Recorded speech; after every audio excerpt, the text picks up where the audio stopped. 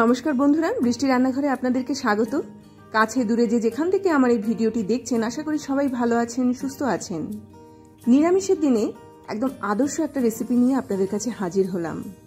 মাছ মাংসের বদলে আপনারা কিন্তু এই রেসিপিটা অনায়াসে খেতে পারেন। দেখতে লাগবে মাছের মতো, খেতেও লাগবে তার মতোই স্বাদ, অথচ তৈরি করবেন একদম নিরামিষভাবে।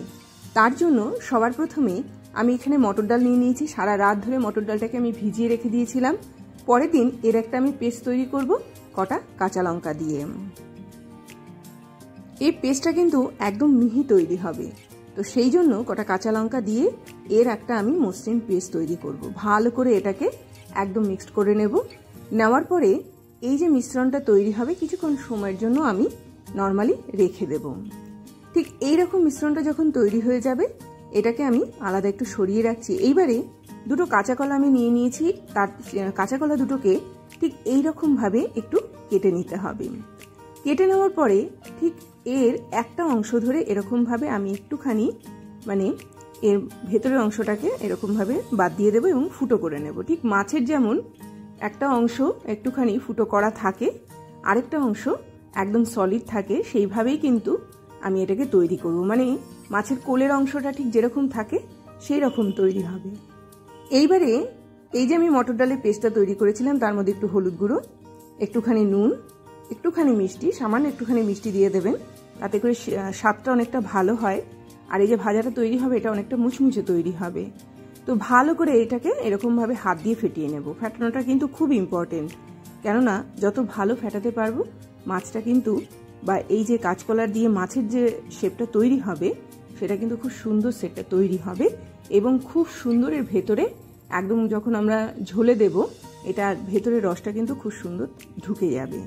এবার মিডিলে যে অংশটা, সেটাকে আমি এরকমভাবে একটুখানি আঙুল দিয়ে ফুটোটাকে একটু ক্লিয়ার করে দিলাম। এবার এর একটা আমি গ্রেভি তৈরি করব। তার জন্য সবার প্রথমে আমি একটুখানি টমেটো দিয়ে দিলাম, একটুখানি কিশমিশ দিয়ে দিলাম, একটুখানি চারমগজ দিয়ে দিলাম, আর এই যে আমি কাঁচকলার ভেতরের অংশটাকে বাদ দিয়ে দিয়েছিলাম, সেটা এর মধ্যে দিয়ে কটা কাঁচা লঙ্কা দিয়ে পেস্ট তৈরি করে নিলাম। এবার দুটো পদ্ধতি দেখাচ্ছি। একটা পদ্ধতি হচ্ছে এরকম ভাবে হাত দিয়ে ভালো করে এই ডালের ব্যাটারটার মধ্যে কাঁচকলাটাকে ডুবিয়ে নিয়ে তারপরে আমি তেলের মধ্যে দিয়ে দিলাম, যাতে করে এই যে ভেতরে যে ফুটো অংশটা রয়েছে সেটা যাতে একদম ডালে ঢাকা না পড়ে যায়। তো আপনারা এই প্রসেসেও কিন্তু তৈরি করতে পারেন ঠিক এই রকম ভাবে।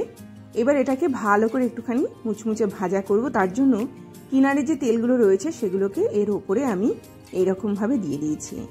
একটা অংশ দেখবেন খুব সুন্দর তৈরি হয়ে গেছে। আর চেষ্টা করবেন এটা মিডিয়াম টু লো ফ্লেমে কিন্তু ভাজাটা করা। তার কারণ হচ্ছে তাহলে একদম ভেতরের অংশ অবধি কিন্তু খুব ভালো করে ভাজা হয়ে যাবে। আমার এটা একদম তৈরি হয়ে গেল। আপনারা এটা দিয়েও তৈরি করতে পারেন, এইভাবেও তৈরি করতে পারেন। আবারে আপনারা অন্য একটা পদ্ধতিতে তৈরি করতে পারেন, সেটা হচ্ছে কাঁচকলাটাকে নর্মালি ব্যাটারের মধ্যে ডুবিয়ে নিয়ে এবার এটাকে খুব গরম তেলের মধ্যে দিয়ে দিলেন। ঠিক এইরকম ভাবে একদম ভালো করে পুরো গায়ের মধ্যে, কাঁচকলার গায়ের মধ্যে ডালটাকে মাখিয়ে নিয়ে আমি তেলের মধ্যে এটা দিয়ে দিলাম। যখন এটা একদম ভাজা হয়ে যাবে, একটা অংশ একটু ভাজা হয়ে যাবে, তখন কি করব, একটা চামচের পেছনের অংশ নিয়ে যেই জায়গাটা ফুটো রয়েছে সেই জায়গাটাকে জাস্ট এরকম ভাবে একটুখানি ক্লিয়ার করে দেব। আবারও একটা পদ্ধতি আপনারা অ্যাপ্লাই করতে পারেন, সেটা হচ্ছে প্রথমে পুরোটাই ভাজা করে নিলেন নর্মালি, তারপরে যখন ভাজা হয়ে যাবে তখন যে অংশটা ছিদ্রটা রয়েছে বা যে অংশটা আমি ফাঁকা করে রেখেছিলাম, সেটাকেও কিন্তু চামচ দিয়ে একটুখানি জাস্ট ছাড়িয়ে নিলেই কিন্তু খুব সুন্দরভাবে এটা মাছের শেপ নিয়ে নেবে। তো এরকম ভাবে এগুলো আমার তৈরি হয়ে গেল। তৈরি হয়ে যাওয়ার পরে তেলটাকে এবার আমি একটুখানি কমিয়ে নেব। গরম তেলের মধ্যে এবার একটুখানি দারচিনি, লবঙ্গ, এলাচ, তেজপাতা, শুকনো লঙ্কা আমি ফোড়ন হিসাবে ব্যবহার করলাম, যেটা দিয়ে খুব সুন্দর একটা গন্ধ আসবে। ভালো করে এটাকে একটুখানি নাড়াচাড়া করে ভাজা করে নিয়ে যে পেস্টটা আমি তৈরি করে রেখে দিয়েছিলাম, সেই পেস্টটা আমি এর মধ্যে দিয়ে দিলাম। এবার কষানোর পালা। যদি মাছ মাংসের মতো অতটা সুন্দর তৈরি করতে চান, তাহলে এই মশলাটাকে খুব ভালো করে কষাবেন। চেষ্টা করবেন একটুখানি ঘি এর মধ্যে অ্যাড করার। তার সাথে সাথে এটাকে এরকমভাবে কষিয়ে কষিয়ে একদম ছোট করে নিয়ে আসবেন। যদি মনে করেন একটুখানি মিষ্টিটা বেশি খেতে চান, তাহলে আলাদা করে চিনি না দিয়ে কিশমিশের পরিমাণটা বাড়িয়ে দেবেন। তাতে করে টেস্টটাও ভালো হয় আর একটু মিষ্টি মিষ্টি স্বাদও আসে। মশলা অ্যাড করছি হলুদ, জিরের গুঁড়ো, ধনের গুঁড়ো, লঙ্কা গুঁড়ো, একটুখানি আদা বাটা আমি এর মধ্যে দিয়ে দিলাম। দিয়ে এটাকে আবারও খুব ভালো করে কষাবো। কষিয়ে কষিয়ে একদম ছোট করে নিয়ে আসবো। নিয়ে আসলে পরে দেখবেন এটা একদম উপর থেকে তেল ছড়াতে, মানে তেলটা ওকাতে শুরু করবে বা তেলটা উঠতে শুরু করবে, মানে এটা একদম ভাজা ভাজা হয়ে গেছে।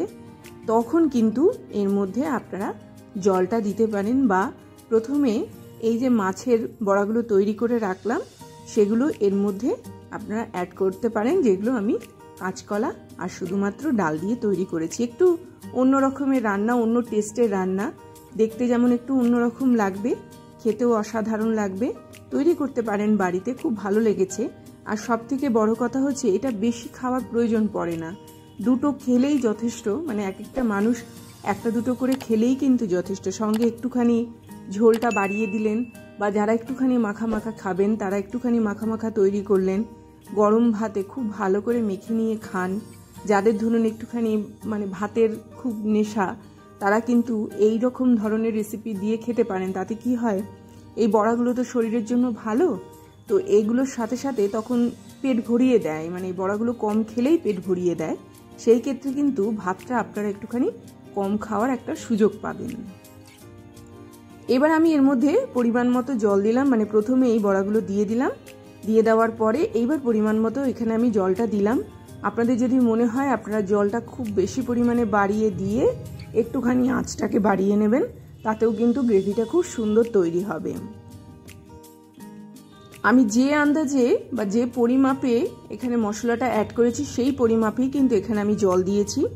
ভালো করে এটাকে নাড়াচাড়া করে নিয়ে ঢেকে দেব। এটাকে একটুখানি ফুটতে দেব। ফুটতে দিয়ে দেওয়ার পরে এটা একদম রেডি হয়ে গেল। রেডি হয়ে যাওয়ার পরে এপিট ওপিট করে ভালো করে এটাকে একটুখানি সেদ্ধ করে নেব। এটা যে খুলে যাবে এরকম কোনো ব্যাপার নেই। বিশেষ করে সেকেন্ড সেটটা যেভাবে আমি তৈরি করেছি খুব সুন্দর কিন্তু আটও বেঁধেছে, খুব সুন্দর তৈরি হয়েছে। প্রথমবার যারা করবেন তারা যদি মনে করেন ডালের সঙ্গে 2 চামচ বেসন গুলিও কিন্তু এর মধ্যে দিতে পারেন, তাতেও করে কিন্তু আটটা খুব সুন্দর হয়। তো আমি আজকে বেসন দিইনি, শুধুমাত্র ডাল দিয়েই তৈরি করেছি। আপনারা চালের গুঁড়ো এর মধ্যে ব্যবহার করতে পারেন মুচমুচে তৈরি করার জন্য, কিন্তু যেহেতু আমি এর মধ্যে গ্রেভিটা দেব, মানে ঝোলের মধ্যে এটা সেদ্ধ করে নেব, সেই জন্য আমি চালের গুঁড়োটাকে অ্যাভয়েড করেছি। তো এরকমভাবে তৈরি করলাম। নিরামিষের দিনে যদি মনে করেন লাস্টে নামানোর আগে একটুখানি হিং ফোড়ন দিয়ে নামাতে পারেন। তো আমি এখানে গরম মশলার মানে গন্ধটাই রাখতে চেয়েছিলাম। এইভাবেই তৈরি করলাম একটা অসাধারণ রান্না। অবশ্যই বাড়িতে তৈরি করবেন, অবশ্যই খান। এই বলে আজকের মতো বিদায় নিচ্ছি। আবার আসবো একটা খুব সুন্দর ভিডিও নিয়ে। ততক্ষণ সবাই ভালো থাকবেন, সুস্থ থাকবেন। ভেতরটা একবার দেখুন, পুরো মাছের মতো করে দেখুন একবার।